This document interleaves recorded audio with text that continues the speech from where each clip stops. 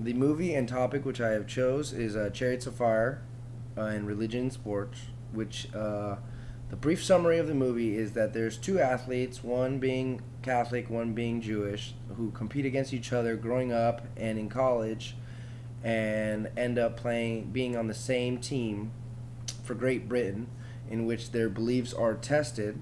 The first, who's Jewish, gets tested because of the anti-Semitic uh, beliefs that were taking place during that time period. The other had to deal with he refused to run on a Sunday because it is the day of the Lord, and he received much grief from the rest of society for doing so. And what ended up happening was they both ended up winning medals for their country, and one of them was able to win against the heavily favored Americans because the Americans let them win because they believe so strongly in their beliefs.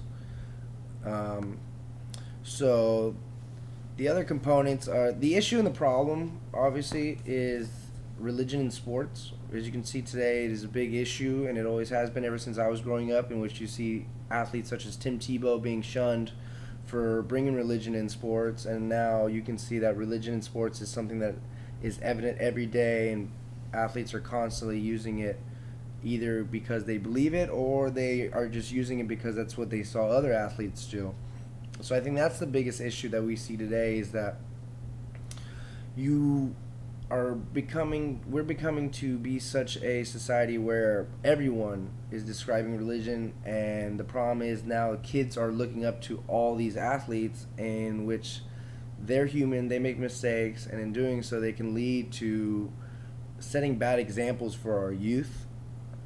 The current literature on the problem is that you see both sides. Some people believe that religion in sports is great because it is idealizing God and making us show that God is taking care of those who take care of their bodies and are spectacular athletes.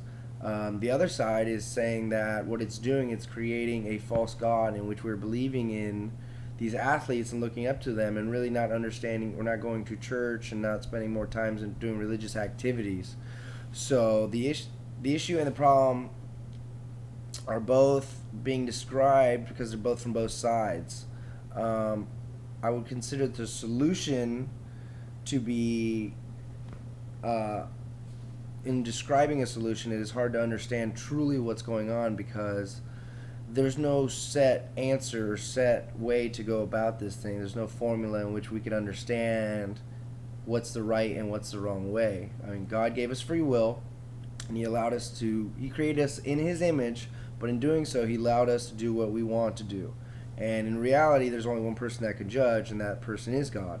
So, as a solution, it is hard to understand because you have both sides. Some people believe that God is great and God gave us the ability to be superior athletes, and in doing so, we need to praise these athletes, while others believe that God has more important things to worry about than who wins a match or who wins a game or how an athlete performs, because there's a lot more serious issues going on in which sports aren't really that important. They're really just a game.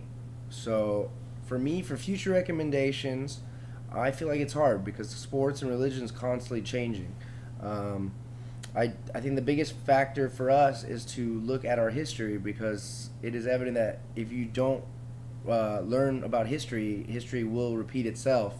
So, as you can see already, when people are discussing religion and sports, people believe that sports and religion should be completely separated, and we should not allow religion in sports. And the problem is that we've seen this happen before. This has taken place previous times, in which we see in this movie where people are being persecuted for their religion and being shunned and not allowed to do it in their sports, when that's what we're trying to get away from. We're trying to grow. We should be trying to grow as a society and trying to understand that the times have changed and we need to change. We need to understand that we can't judge. We are here to, God makes us better people, and that's the most important thing. So we shouldn't be judging anyone on any religion or what they are doing, but just idolizing the right people. we need to look up towards our religious leaders and those in the church and understand that when we're looking at sporting events, that they're just sports. They're just games. They're nothing. It's just a game. And I think that's the biggest factor that we need to understand, that we need to teach our youth. It comes down to each parent teaching their kid what is right and what is wrong. Too many times we feel like society needs to control everything when it's not society's fault. I feel that I was raised in the proper way by my parents, and no matter what society showed me, I understood that sports is just a game. It's not that big of a deal. God comes first in everything. Whether that means that I go out and praise God during a sporting event or after a sporting event, that has nothing to do with the fact that I was raised properly and my parents took care of me and my parents showed me the right way. So I think for future recommendation, it's going to come down to everyone, parents, understanding that their kids are the most important thing. So taking care of your kids and showing them what the right way is, showing them your beliefs and what God means to you and what God should mean to them is key.